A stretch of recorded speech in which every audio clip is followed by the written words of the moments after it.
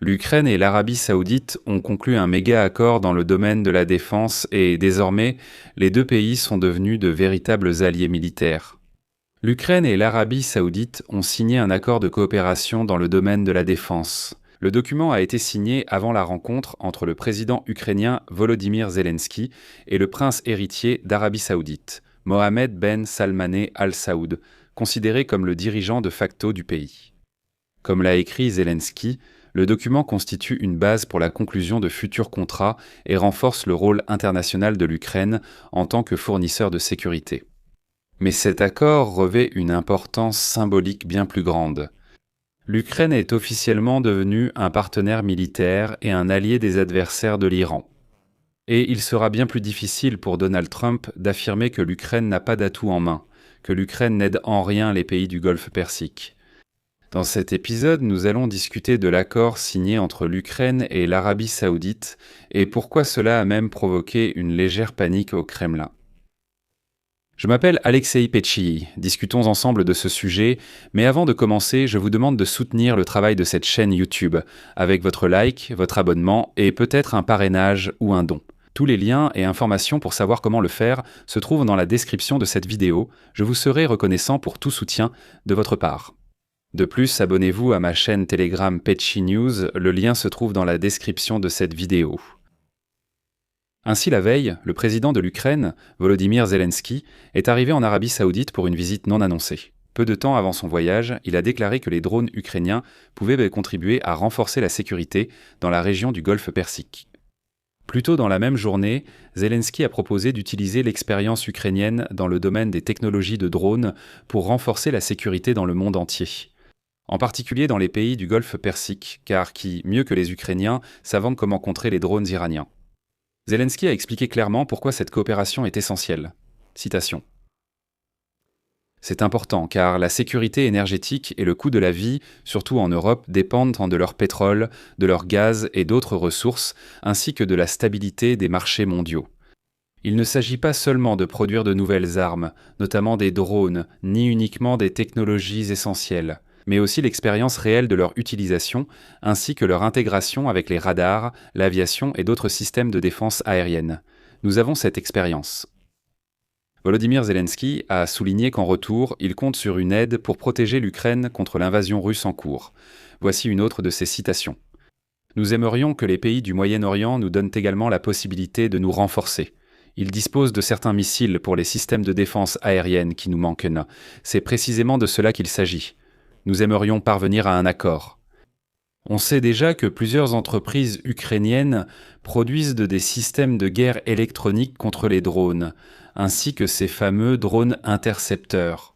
Eh bien, vous savez, ils portent des noms très colorés, l'un d'eux s'appelle Pissoun, l'autre Pivensan. Ainsi, ces entreprises sont déjà en négociation pour la fourniture d'armes, de leurs systèmes d'interception et des drones intercepteurs, eux-mêmes avec l'Arabie saoudite, le Koweït, le Qatar et les Émirats arabes unis. Actuellement, cette coopération est cruciale pour l'Ukraine. En effet, selon les médias, les États-Unis pourraient rediriger les armes destinées à l'Ukraine vers les pays du Golfe Persique en raison de la guerre avec l'Iran, ce qui rend l'accord potentiel sur les drones encore plus important pour Kiev. Le Washington Post écrit que le Pentagone envisage de transférer des armes destinées à l'Ukraine vers le Moyen-Orient, car la guerre avec l'Iran épuise les stocks des munitions les plus cruciales des États-Unis. Et Donald Trump a confirmé cette information la veille. Au final, l'Ukraine et l'Arabie saoudite ont signé un accord de coopération dans le domaine de la défense. Le document a été signé avant le début de la rencontre entre Zelensky et Ben Salmaneh.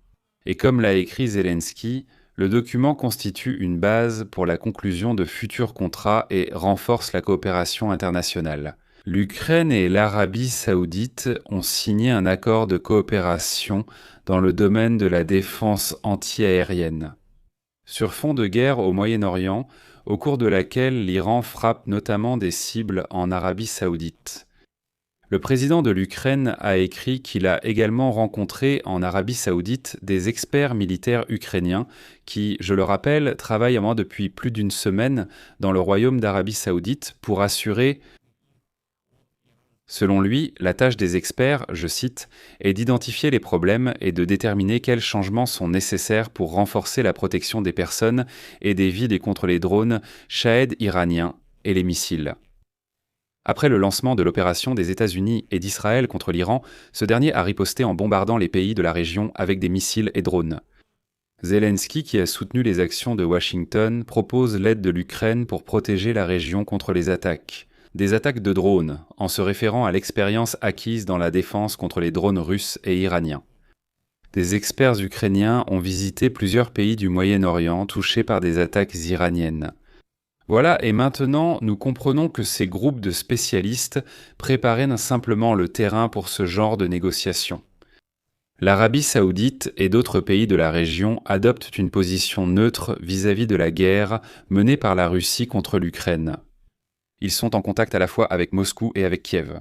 Zelensky a souligné qu'au cours de sa conversation avec le prince Ben Salman, il a notamment discuté de l'aide que Moscou apporte à l'Iran, y compris l'envoi de drones dans ce pays. Il faut observer comment les propagandistes russes réagissent à cette nouvelle. Et chez eux, c'est l'hystérie. Au Kremlin, ils ont déclaré que désormais l'Arabie saoudite et l'Ukraine sont devenus des alliés militaires, et que Moscou devrait faire plus attention aux relations avec Riyad. Mais l'idée principale de cette coopération est que l'Ukraine peut protéger le ciel au-dessus des pays du Golfe Persique contre les drones iraniens. Les experts ukrainiens étant dans la région depuis plus d'une semaine, les premiers résultats sont déjà là. Il semble que les pays du Golfe Persique affrontent l'Iran avec plus d'audace, ce qui est logique. Il faut d'abord se protéger, puis seulement initier certaines actions.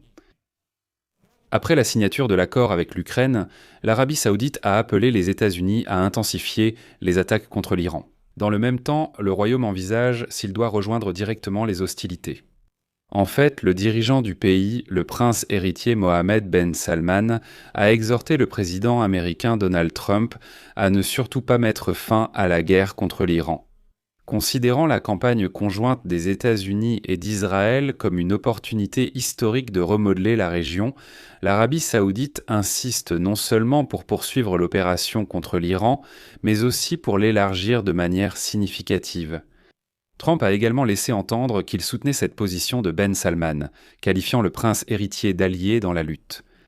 Et voici que l'agence Guardian ajoute que, malgré l'absence de participation directe de Riyad à la guerre, qui dure déjà depuis près d'un mois, les experts n'excluent toujours pas que Ben Salman finisse par entrer dans cette guerre. Il pourrait entrer directement dans la guerre une fois qu'il aura entièrement assuré, dans la mesure du possible, sa sécurité. Et la signature de l'accord avec l'Ukraine est l'une des étapes dans cette direction. Je vais m'arrêter ici. Donnez votre avis et vos conclusions dans les commentaires sous cette émission. Abonnez-vous à la chaîne, cliquez sur la cloche et n'oubliez pas de mettre un like. Si vous souhaitez soutenir le travail de cette chaîne YouTube, vous pouvez le faire par n'importe quel don, un abonnement payant ou un parrainage sur YouTube, ou bien par courrier. La plateforme PayPal, les portefeuilles crypto en général, toutes les informations nécessaires et les liens pour le faire se trouvent dans la description de cette vidéo. Je vous serai reconnaissant pour tout soutien de votre part. Abonnez-vous à ma chaîne Telegram Pitchy News, le lien est dans la description. C'est tout pour aujourd'hui, prenez soin de vous. Au revoir à tous.